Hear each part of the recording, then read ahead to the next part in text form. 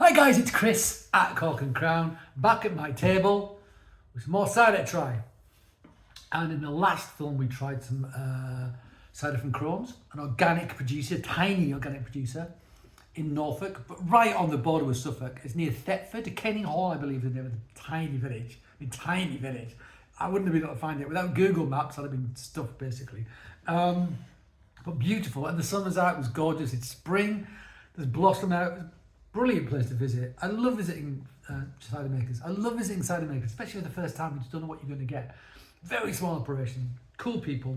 Rudy Crones gave me some bottles to try.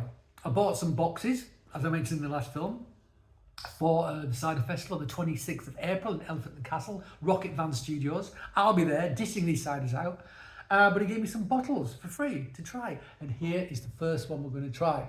This is Crone's Organic Cider. User friendly is the name of this one. It's 5.7%. So that is almost 2% less than the whiskey cask we had, which was 7.5%. There's nothing on the back. That's all there is. Any information on here? We know that these guys, this contains no sulfite or artificial sweeteners. Best before sea base, don't care about that. Soil association, yeah. So, don't know if this is still or sparkling. If it's still, you know what I'm going to do? I'm going to use this wonderful cork, prior cork that I took out of, I can't remember the name of the Spanish bottle now. It's the Salgador from Cupella. That was it. This wonderful, clever cork. Which, if I'm opening this fresh and pouring it straight out, if I put that in, I can aerate it so it can get a bit of age in it quickly in the glass, so I can get the most out of it. If it's still. If it's not still, I'm not going to use it. Anyway, let's open it up. So traditional methods they're using, tiny producer. It is still. It made no sound whatsoever when I opened it. So let's use this. It also means it's much easier to pour. Let's use this and pour it out. So they're using the traditional method, they're hand picking, they're hand sort of, there we go. They are hand sorting organic apples they're getting from other suppliers, but locally, all organically certified, Soil Association certified, that's hard to say. There you go. Not quite as amber as the whiskey cask was. This will have been aged for at least a year though. I don't know if this is dry. It says there's no additives of any artificial sweeteners. I don't know if that means no organic cane sugar or if they mean like sucralose or something like that, which is an artificial sweetener. You know, stuff people on diet put in their tea and coffee, like me mum. Did I do the colour? Yes, I did. I'll do it again. Hazy, unfiltered. So they rack off to refine it. So it's possible that they will have some residual sugar in this just from the racking off, because you'll take out all of the yeast and the nutrients, and any residual sugar that's left in there just won't be fermented. But if it's been going for a year or so, it's probably going to be dry if they haven't back sweetened. More delicate than the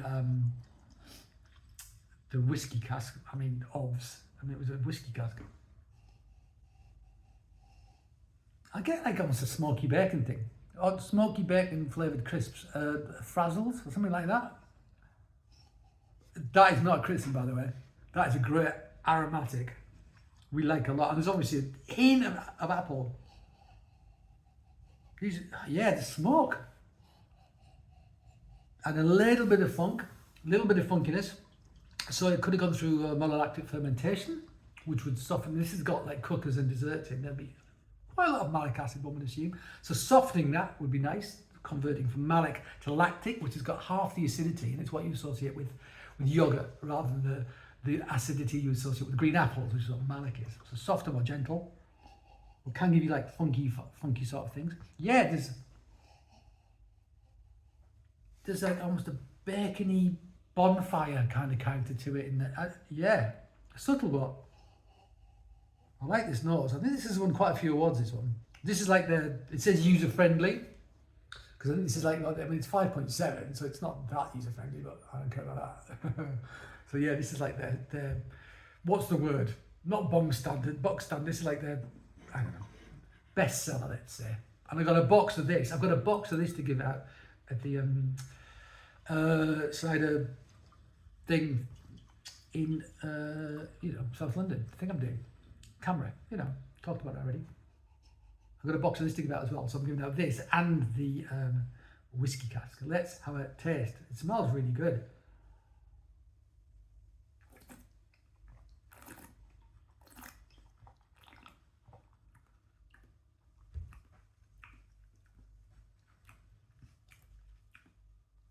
I mean, apples, but not supermarket apples, like apples that have grown somewhere idyllic with the perfect conditions, weather conditions, you know. I mean, cared for and pollinated and fertilized by nature and so forth, you know, and then treated respectfully in the press and etc. etc.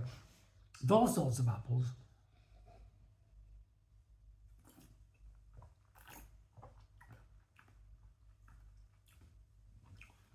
That slight smoky thing I'm getting on the palate still. There's a little bit of soft thyme, sort of squeezing some teeth, not loads. I don't feel I'm getting this minerality. I'm maybe getting the merest hint of hard on the back. It's the slightest hint of leatheriness, that bitterness. There's nothing wrong with that. But in the middle, it's just this delicious. What is that? I've got ginger now. Hang on. There's hints of ginger coming off this now, which I wasn't getting before. Yeah, it's stem ginger.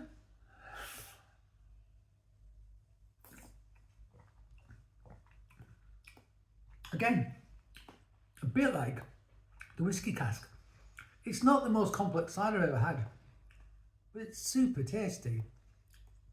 But actually, 5.7% is a lot less strong than 7.5, which the whiskey cask was. But it's still incredibly quaffable, this.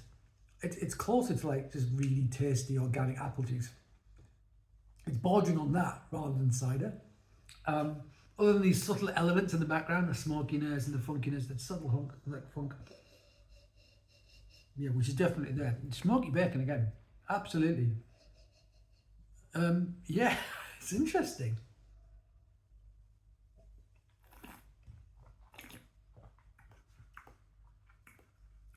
It's interesting. It's if you didn't have those aromatics and those subtle things that's hiding in the background, you just be like apple. There's nothing wrong with that. But it's got these very delicate things going on, and I assume it's wild yeast as well. It must be. It's got to be wild yeast. I mean, I'd be amazed if it wasn't. I'm going to find out. It's just super tasty. It's super quaffable, and I bet you any money that despite their strength, this and the whiskey cask, I bet you don't really get a hangover because it just feels there's a purity about it. I mean, I'm probably wrong. You know, don't take me on my word for that. But I just don't feel like you wake up this morning feeling crap, because it just feels like what you're consuming is just, there's a purity and a beauty in it. It's really nice. And it's a reflection of the place, because the place feels like this, you know, it's beautiful little sort of small, it's a small holding really. It's a great little place, lovely people, producing something really delicious because they're passionate about it. That's why they do it. And we love that. So there you go, guys. Our second bottle of Crone's from the 6 I've got to try, I think. 6, count them. Yeah, and so far so good. So thank you for joining me back at this table. I hope you join me again. But until that time, cheers.